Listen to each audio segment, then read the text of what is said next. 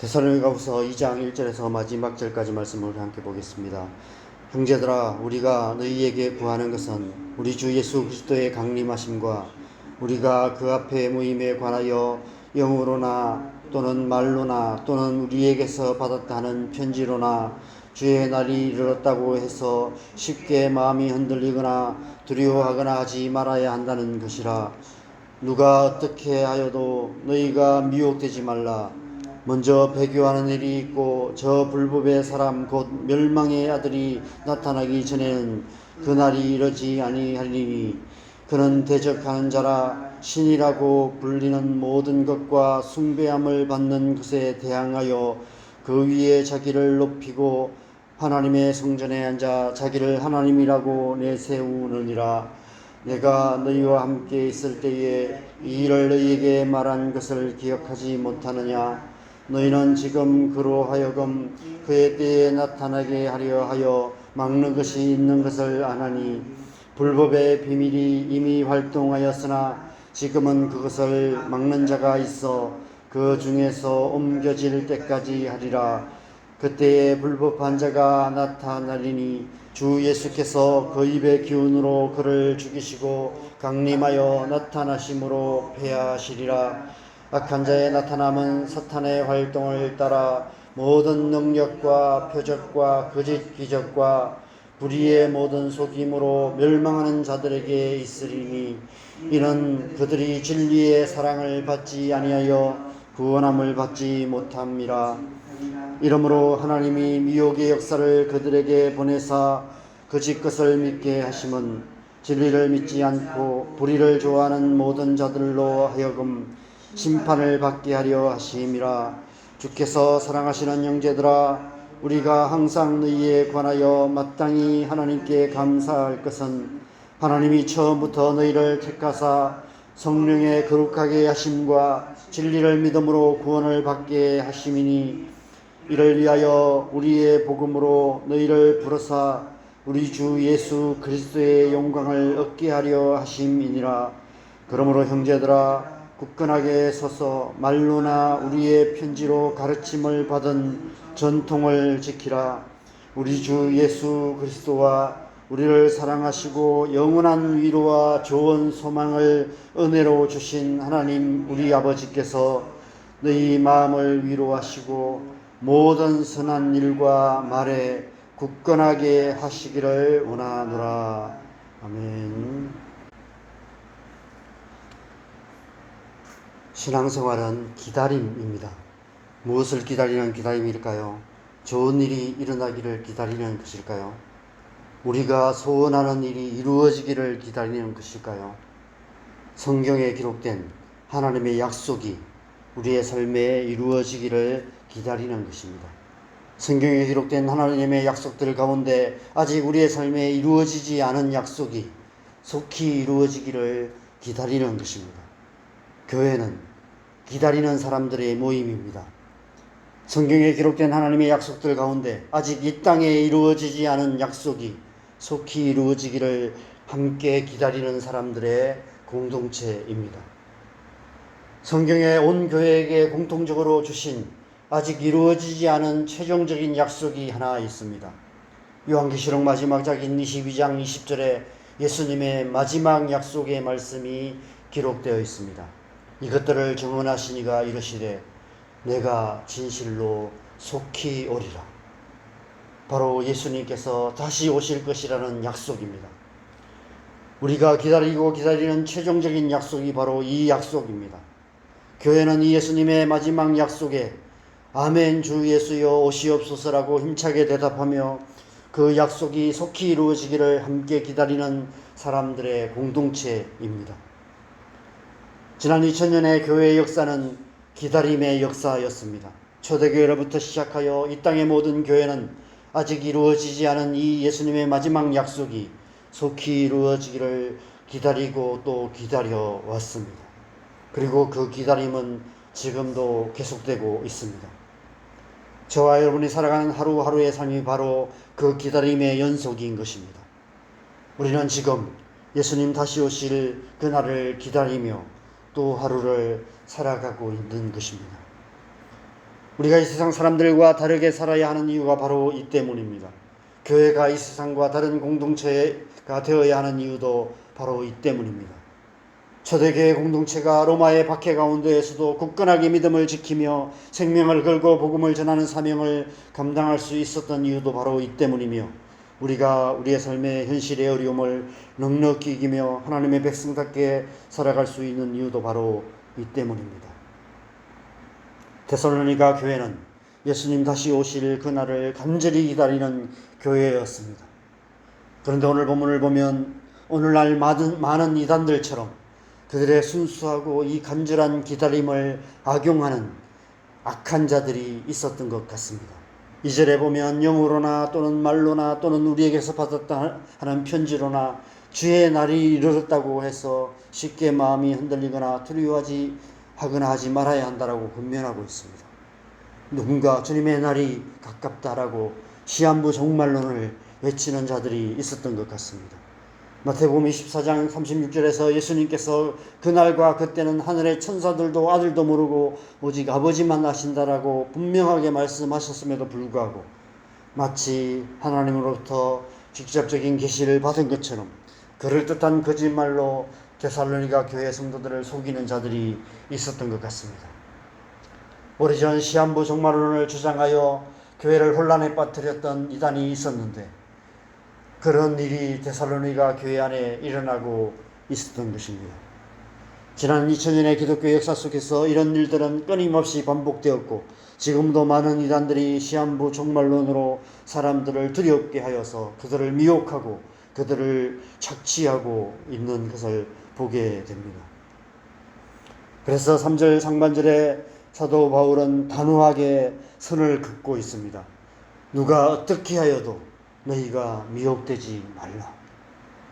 그러면서 예수님께서 마태복음 24장에서 제자들에게 말세의 징조에 대해서 가르치신 것처럼 3절에서 12절까지 말씀을 통해서 말세의 징조에 대해서 다시 한번 분명하게 강조하여 말씀하고 있습니다.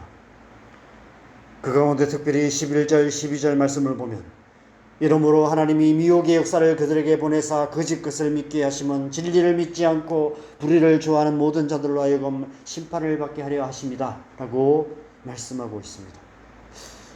저는 이 말씀이 오늘날 이 땅에 수많은 이단들이 판을 치는 이유가 무엇인지를 우리에게 알려주시는 중요한 말씀이라는 생각이 듭니다. 교회는 한 사람 전도하기도 힘든데 이단들에 넘어가는 사람들이 갈수록 많아지는 걸 보면서 우리는 도대체 왜? 라는 질문을 가질 수밖에 없습니다. 요즘 통일교 문제가 연일 뉴스에 등장하고 있는데, 죽은 문선명의 부인인 한 학자가 스스로를 독생녀라고 주장하고 그 여자를 향해서 90도로 인사하며 경배라고 말하며 절하는 영상을 보며 참 기가 막힌다, 이런 생각이 듭니다. 어떻게 저런 말도 안 되는 교회에 빠지는지 도무지 이해가 되지 않습니다. 그런데 오늘 사도 바울은 그것이 하나님께서 미혹의 역사를 보내셔서 거짓 것을 믿게 하시는 것이라고 말씀하고 있는 것입니다. 어떤 사람이 거짓 것을 믿는다고 말씀합니까? 12절에 보면 진리를 믿지 않고 불의를 좋아하는 모든 자들이 거짓 것을 믿게 될 것이다 라고 말씀합니다. 그 앞절인 10절에서는 진리의 사랑을 받지 않으려는 자들, 멸망하는 자들이 거짓 것을 믿게 된다는 것입니다. 요한복음 3장에서는 예수님께서는 빛보다 어둠을 더 사랑하는 자들이 거짓 것을 믿게 될 것이라고 말씀하고 계십니다. 하나님께서 그들로 하여금 심판을 받게 하려고 하나님께서 미혹의 역사를 보내셔서 그들을 거짓 것을 믿게 하시는 것이라고 명확하게 선을 긋고 있는 것입니다. 그들은 하나님께서 심판하기 위해서 작정하신 자들이다 라고 말씀하시는 것입니다. 그들과 어울리지 말라는 것입니다. 그들에게 넘어가지 말라는 것입니다. 왜 사도 바울이 이처럼 단호하게 하고 명확하게 선을 긋고 있을까요? 오늘날 우리 사는 시대가 그 어느 때보다도 미혹하는 영들이 강력하게 역사하는 시대이기 때문입니다. 그래서 누가 어떻게 하여도 미혹되지 말아야 한다라고 선을 긋고 있는 것입니다. 우리도 그렇게 명확하게 선을 그어야 한다라고 말씀하고 있는 것입니다. 다른 말로 하면 늘 깨어 있어야 한다는 것입니다. 그래서 13절 이후의 말씀에서 늘 깨어 있는다는 것이 어떤 의미인지를 말씀하고 있습니다. 먼저 13절에 보면 주께서 사랑하시는 형제들아 라고 부르며 하나님이 처음부터 너희를 택하사 성령의 거룩하게 하심과 진리를 믿음으로 구원을 받게 하셨다라고 말씀하고 있습니다. 깨어 있는다는 것은 하나님 앞에서 우리가 어떤 존재인지 우리의 정체성을 잊지 않는다는 것입니다. 우리가 그리스도인이라는 사실, 우리가 예수 그리스도를 믿음으로 구원받은 하나님의 백성이라는 사실을 늘 기억해야 한다는 것입니다. 하나님께서 처음부터 택하셔서 성령의 거룩하게 하심과 진리를 믿음으로 구원을 받은 주께서 사랑하시는 형제들이라는 사실을 잊지 않고 기억해야 한다는 것입니다. 그래서 하나님께서 우리를 거짓에 미혹되지 않게 지켜주실 것이라는 사실을 믿고 그렇게 살아가는 것, 그 믿음으로 살아가는 것, 그것이 늘 깨어있는 것이라고 말씀하고 있는 것이죠. 두 번째로 15절에서는 이렇게 권면합니다. 15절 말씀을 같이 보겠습니다. 그러므로 형제들아 굳건하게 서서 말로나 우리의 편지로 가르침을 받은 전통을 지키라. 여기서 전통이라 번역된 헬라어 파라도시스는 전달되거나 전수된 것이라는 뜻으로 전성 혹은 교리라는 뜻입니다. 이단들의 흐무문항한 교리에 미혹되지 않도록 올바른 교리를 고수해야 한다는 것입니다. 늘 하나님의 말씀을 묵상하며 말씀 가운데 깨어 있어야 한다는 것입니다. 설교를 통해서 또 제자 훈련을 통해서 또 성경을 통해서 여러 가지 신앙 서적들을 통해서 우리가 지금까지 배웠던 올바른 교리들, 올바른 진리들, 그것을 늘 기억하며 그것을 잘 지켜 행해야 한다는 것입니다. 마지막 세 번째로 16절 17절에서는 이렇게 말씀합니다. 우리 주 예수 그리스도와 우리를 사랑하시고 영원한 위로와 좋은 소망을 은혜로 주신 하나님 우리 아버지께서 너희 마음을 위로하시고 모든 선한 일과 말에 굳건하게 하시기를 원하노라. 늘 하나님을 바라보며 하나님의 은혜를 의지하는 삶을 살아가야 한다는 것입니다. 하나님의 은혜 가운데 깨어 있어야 한다는 것입니다.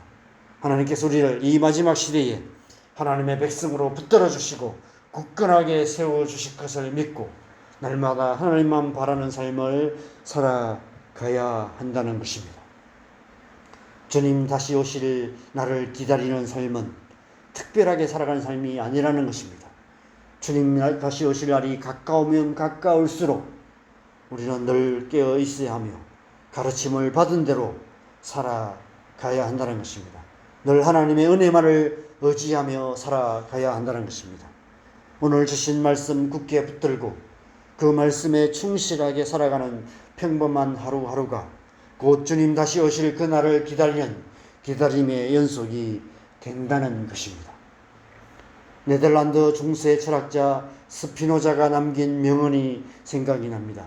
내일 지구의 종말이 온다 해도 나는 오늘 한 그루의 사과나무를 심겠다.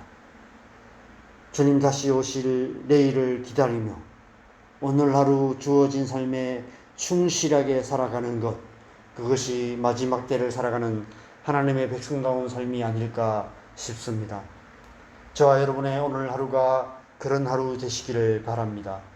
주님 다시 오실 그날을 기다리는 간절한 기다림으로 오늘 하루를 더욱 소중하고 충실하게 살아가는 저와 여러분 되시기를 주님의 이름으로 간절히 축원합니다. 우리 함께 기도하겠습니다. 주님께서 다시 오실 것입니다. 주님께서 오늘이라도 다시 오실 수 있고 내일이라도 언제든지 도적같이 다시 오실 것이라고 약속하고 계십니다. 신앙생활은 다시 오실 주님을 기다리며 살아가는 것입니다. 그래서 우리는 늘 깨어 있어야 하는 것입니다. 늘 깨어 있다는 것은 뭔가 특별한 일을 행하는 것이 아니라 이미 우리가 구원받은 하나님의 백성이라는 정체성을 굳게 붙들고 지금까지 우리가 신앙생활 가운데 배웠던 하나님의 말씀을 굳게 붙들고 늘 하나님의 은혜를 의지하며 그렇게 살아가는 것입니다. 지금까지 살아왔던 대로 평범한 하루하루를, 우리에게 주어진 하루하루를 하나님의 은혜 가운데 살아가는 것, 그렇게 평범하게 살아가는 하루하루가 주님의 나라를 기다리는 기다림의 연속이 되는 것, 그것이 신앙생활인 줄 믿습니다. 오늘 하루도 우리가 이 말씀 가운데 깨어서 주님 나라를, 주님 다시 오시를 그날을 기다리며 하나님의 백성답게 살아갈 수 있도록 하나님 우리를 주님의 은혜로 주의 성령으로 충만하게 하여 주시옵소서. 이 시간 우리 함께 기도하겠습니다. 기도하십시다. 하나님 아버지, 우리가 주님 다시 오실 그날을 기다립니다. 주님이 이 마지막 시대에 주님 죄악으로 가득한 이 세상 가운데서 주님 우리에게 있는 소망이, 우리에게 주신 소망은 주님께서 다시 오실 그러한 약속이 우리의 소망인 줄 믿습니다. 우리가 이 소망 가운데 깨어서 주님 다시 오실 그날을 기다리며 하나님의 백성으로서 하나님의 백성답게 살아갈 수 있도록 은혜 베풀어 주시옵소서. 우리를 주의 성령으로 충만하게 하셔서 성령의 은혜로 말미암아 주님 자로라 오로나 치우치지 않고 하나님의 말씀 가운데 굳건하게 서서 하나님의 백성으로서 하나님의 백성답게 살아가는 복된 하루 되게 하여 주시옵소서. 깨어서 주님 의를 행하며 하나님의 나라 하나님의 뜻을 구하며 하나님의 백성으로서 하나님의 백성답게 살아가는 우리의 삶을 통해서 하나님의 나라를 이루어가는 우리의 삶 될 수 있도록 은혜 베풀어 주시옵소서. 오늘 하루도 삶의 현장 가운데서 깨어서 주님의 백성으로서 합당하게 살아감으로 하나님의 나라 하나님의 뜻을 이루어가는 복된 하루 되게 하여 주시옵소서.